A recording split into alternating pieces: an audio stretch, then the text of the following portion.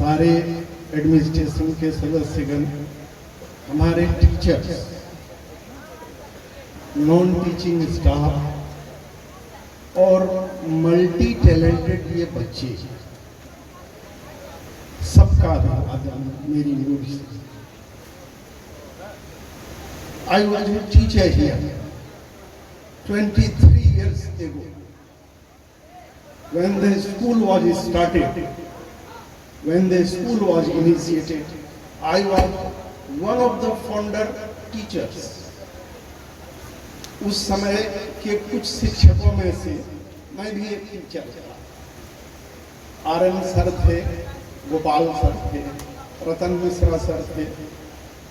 School खुला ही था, एक डर का भी भाव था। उस समय गोड्डा में बहुत ज्यादा प्राइवेट स्कूल का प्रचलन नहीं था, एक आध नामी स्कूल था। हम लोगों ने पूरी ताकत झोंकी अपने पास, हमारे जितने टीचर्स थे, हम लोग जो थे, पूरी टैलेंट हम लोग बच्चों के पीछे झोंक दी। तो धीरे धीरे समाज में एक मैसेज गया कि लगता है ये स्कूल आगे चल के चले। जब ये मैसेज गया, हम लोग क्या करते थे, उस समय जो भी बच्चे हॉस्टल में होते थे, खासकर मैं 7 बजे मैं हॉस्टल आ जाया करता था।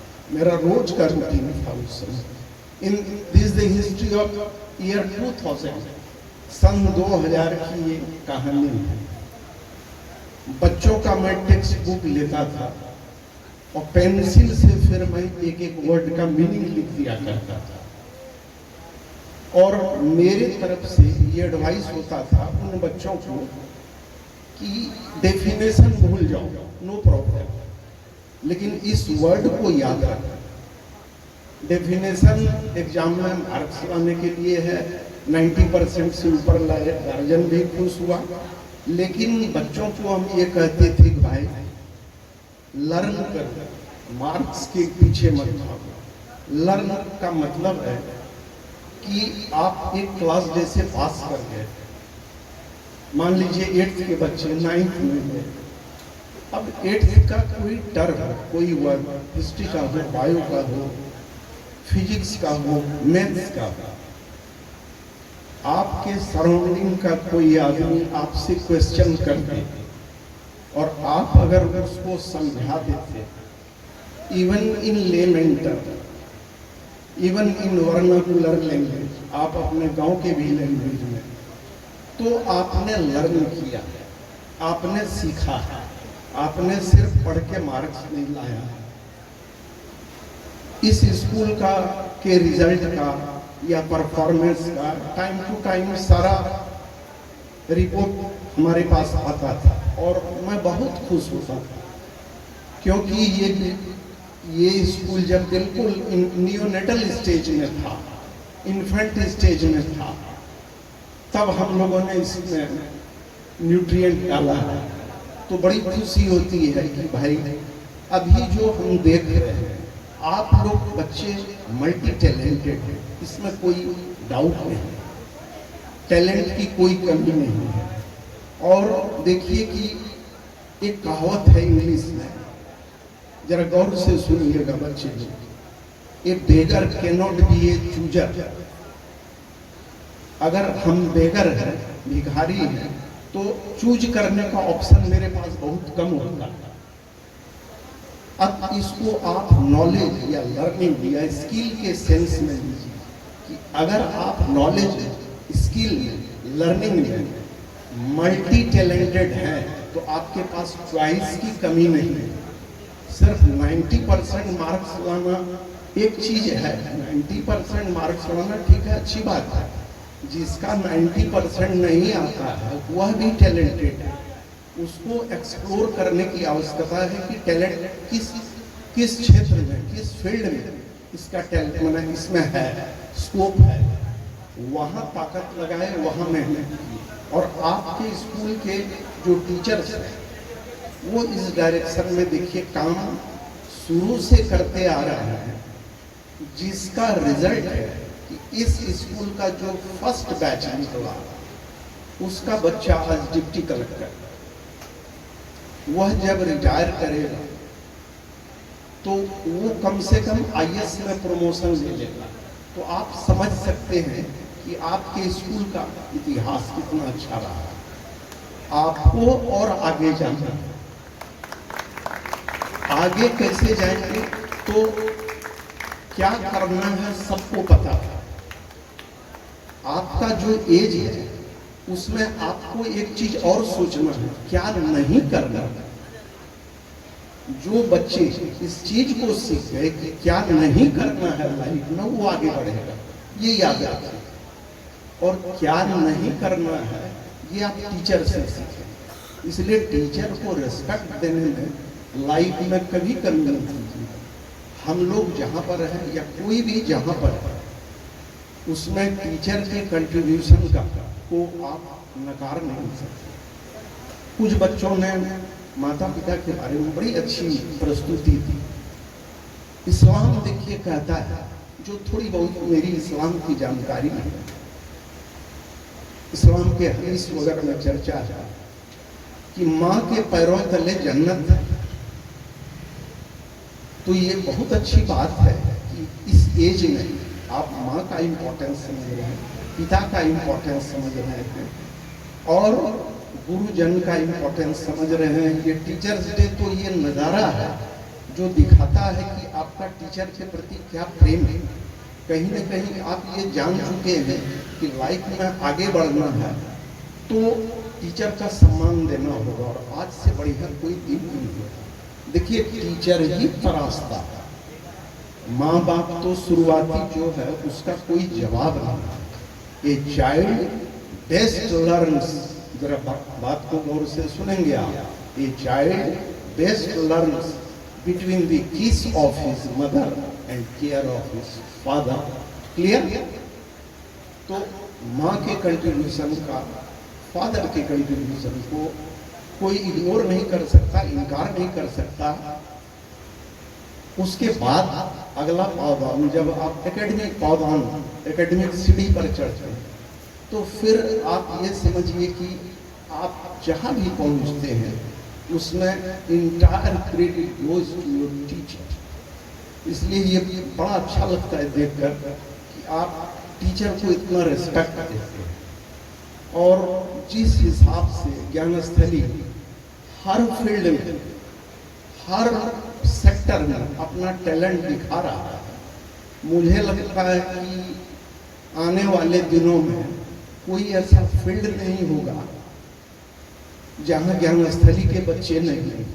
इस स्कूल का और एक जो मेरिट या खासियत मैं फील करता हूँ, फर्स्ट बैच के बच्चे से लेकर जो बीच के बच्चे आज भी सारे अपने स्कूल, इस स्कूल से जुड़े हुए हैं। ये होता है इमोशनल अटैचमेंट।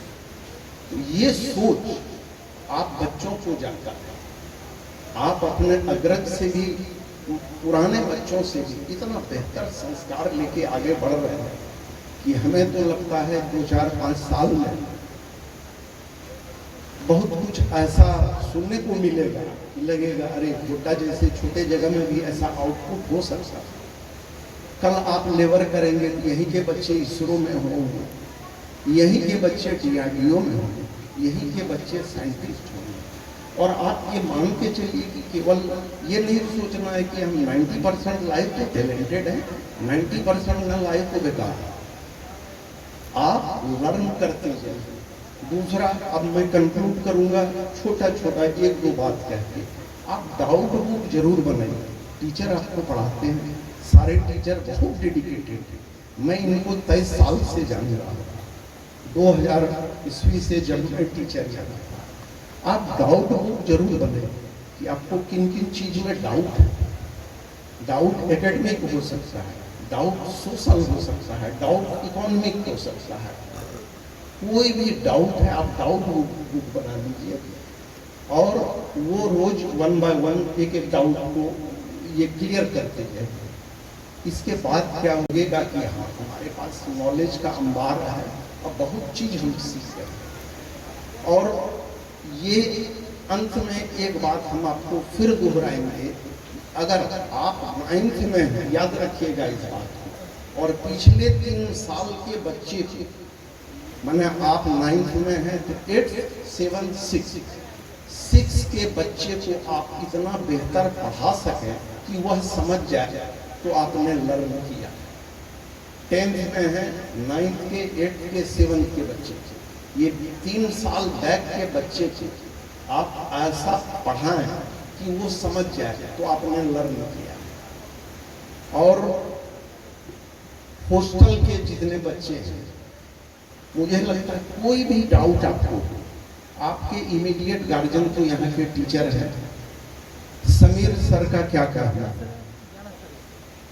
समीर सर को कभी कभी मैं कहता हूँ, छोटा भाई है मेरा, कि भाई एक योगी की तरह जो सुबह से शाम, योगी मीन्स डेडिकेटेड पर्सन, एक डेडिकेटेड पर्सन की तरह जो मॉर्निंग से इवनिंग तक तुम लगे रहते,